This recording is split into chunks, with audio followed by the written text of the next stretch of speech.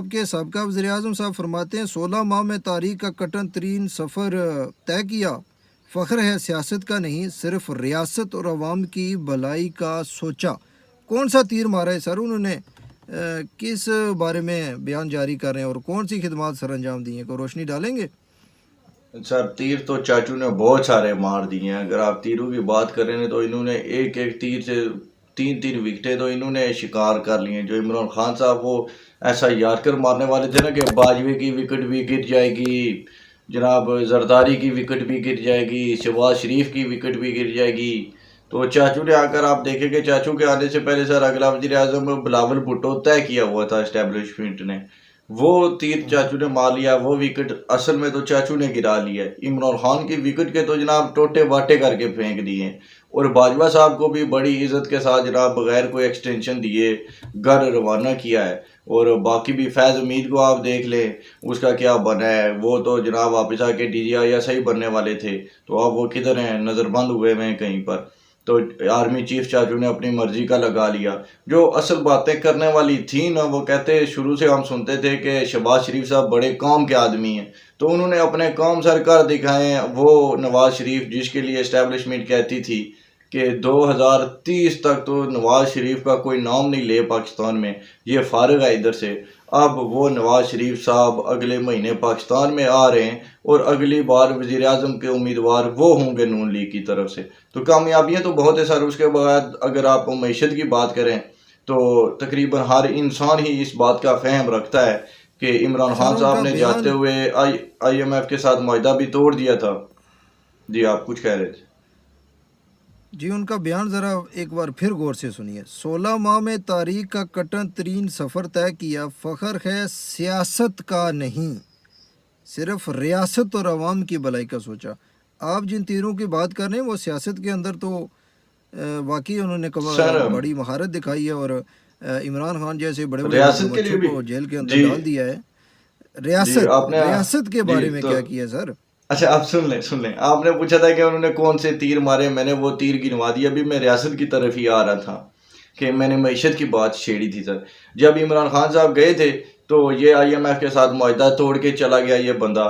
फिर आप मुझे कहेंगे कि मैं कोई लैंग्वेज अच्छी इस्तेमाल नहीं करता, अब मैं क्या करूं, फिर ध्यान रखना पड़ता है, फैमिली शो है।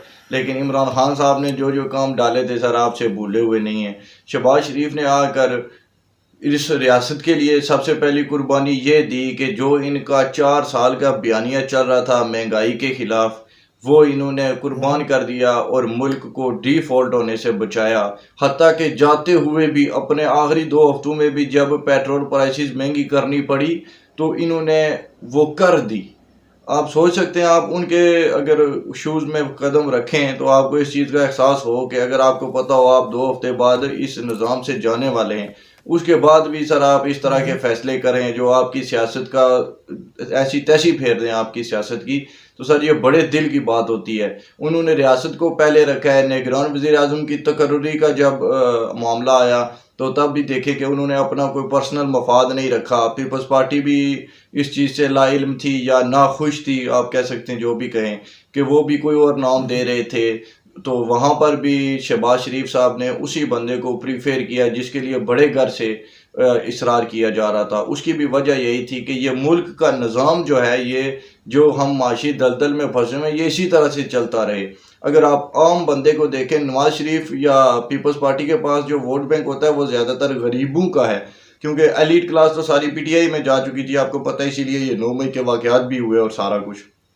तो ये जो मिडिल क्लास या लोअर क्लास जो लोग होते हैं, उन बेचारों पर बहुत ज़्यादा बोझ आया इन 16 महीनों में। और वो सारी कुर्बानी इसीलिए दी गई ताकि ये मुल्क किसी तरह से सरवाइव कर जाए, हमारी हालत श्रीलंका जैसी ना बन जाए। तो इससे बढ़कर सर आप क्या कह सकते हैं कि उन्होंने अपनी सियासत तो बिल्कुल दांव पे लगाई है। तो और आप अब ये तो शतरंज का आप खेल है, पीडीएम वैसे भी सियासत तो। जी तो आप पीडीएम के बयानिया से एग्री करते हैं कि अगर इमरान खान नियाज़ी साहब रहते तो मुल्क का दिवालिया हो जाता और मुल्क जो है वो 3-4 हिस्सों में बढ़ चुका होता अब तक? सर ये पीडीएम का बयान नहीं, आप देखे वो रजा बाकर साहब थे, वो भी उनकी पिछले दिनों में जब वो जियो पे उनका प्रोग्राम आया था उसमें वो खुद भी इकरार करके गए। आपका ये वजीर ख़जाना था शौकत तरीन, वो भी इस बात पर इकरार कर चुका है कि इमरान खान साहब के पास तो कोई माशी पॉलिसी थी नहीं सर, कोई वे आउट इनके पास था ही नहीं। ये तो बस एक टिकटॉक ब्रिगेड थी इनके पास जो इनके नारे लगाती थी। 30-30 हज़ार पे बंदे रखे हुए थे जो सोशल मीडिया पे इनका बयानियाँ बनाते थे। और आप देखेंगे वो बस सोशल मीडिया की आवाम ही है इनके पास। अभी ये बंद हुए ना तो कौन आया है सड़कों पे, आपने कोई देखा है? मेरी नज़रों में तो कोई ऐसी वीडियो अभी तक नहीं गुजरी कि जनाब कोई लाखों की तादाद में लोग निकल आए हों इमरान खान के लिए कहीं पे किसी गली की सड़क में, किधर कोई हज़ारों की तादाद में भी नहीं दिखे मुझे तो ये बात है ना सर, इन्होंने तो बस उधर सोशल मीडिया ठीक मोब है, इकट्ठा किया हुआ होता था। तो बिल्कुल ऐसा ही है कि इनके पास कोई वे आउट ठीक था है। ही नहीं, इस बंदे को पता ही किसी चीज़ का नहीं है सर। इमरान खान साहब ये एक खिलाड़ी, वो भी आप देखेंगे अब एक्सपोज हो रहा है कि ये क्रिकेट में भी कितने कोई महान थे। तो ये सर बस बातों का खटिया खाने वाले लोग थे, और क्या था इनके पास? कोई पॉलिसी शालिसी नहीं थी इस बंदे के पास। चले मैं वापस आऊंगा शहबाज शरीफ साहब के पास। आपने बड़ों का जिक्र किया। आपके जी एक्स जो थे अपोजिशन लीडर राजा रियाज साहब, उन्होंने आज एक बयान दिया है और साफ फरमाते हैं हमारे बड़ों ने फैसला किया है कि इलेक्शन फरवरी में ही होंगे। किन बड़ों का जिक्र कर रहे हैं सर, और कौन है ये बड़े लोग पाकिस्तान के? सर, अब आप भी इतने बोले तो न बने कि आपको पता नहीं है कि किन बड़ों की बात हो रही है। तो हम भी इसी रियासत का ही सर हिस्सा है। आप ये तो आप मुझे कौन सा नाम निकलवाना चाहते हैं वो तो मैं नहीं बोलूँगा। वैसे हर बंदे को ही पता है कि डीप स्टेट क्या होती है, और हर कंट्री में होते हैं बड़े। बस यह है कि आपके उधर वो किंग जो है वो सरेआम बैठा हुआ है, हमारे किंग जनाब पसे पर्दा बैठे होते हैं। तो हर मुल्क में ऐसा ही होता है सर, बड़ों के ही फैसले चलते हैं। और यहाँ पे तो फिर कुछ ज़्यादा ही चल रहे होते हैं जी, पर मीडिया में ज़्यादा बातें आ जाती हैं। आप वो राजा रियाज साहब ने जो कहा है बात, उसमें यह है कि फरवरी में इलेक्शन हो जाएंगे। ये बात सर जो है ये तवज्जो का मरकज़ होनी चाहिए कि चलें कोई अच्छी बात है फरवरी में भी इलेक्शन हो जाएं। ये जो बात चलती थी कि 2 साल तक इलेक्शन नहीं होंगे या यही सेटअप कंटिन्यू करेगा, तो वह वैसी बातें अब दम तोड़ रही हैं, वैसी अफवाहें। नवाज शरीफ साहब भी वापस आ रहे हैं, तो इससे माशी इस्तेहकाम भी आएगा मुल्क में। लोगों को पता होगा कि आगे वही सेटअप आ रहा है तो जो इसका 2016-17 में वर्क कर रहा था जी। जी तो इसका मतलब है कि एक बार फिर आप लोग कानून तोड़ने की तैयारी भरपूर अंदाज से कर रहे हैं सर, और कौन सा वजह से कानून आगे तोड़ने लेकर की जाएंगे। तैयारी सर? सर कानून उस मुल्क का कहता है कि जब निगरां हुकूमत आएगी तो 90 दिन के अंदर उसे इलेक्शन करवाने पड़ेंगे। चले मैं इस पे थोड़ी अगर आप इजाज़त दें तो मैं इस पे थोड़ी आपको बयान कर देता हूँ तफसील क्या है। जब 2017 में हुई ना सर मरदमशुमारी, तो उसमें ये बात तय की गई थी, ये लिखा जा चुका था कि जब अगले इलेक्शंस होंगे तो उनसे पहले नई मरदमशुमारी करवाई जाएगी। वो भी कानून में ही लिखा हुआ है, वो भी आइन में ही लिखा हुआ है। तो सर अब जब तक मरदमशुमारी मुकम्मल नहीं होती, इलेक्शंस तो नहीं हो सकते हैं, फिर वो उस कानून का आप क्या करेंगे?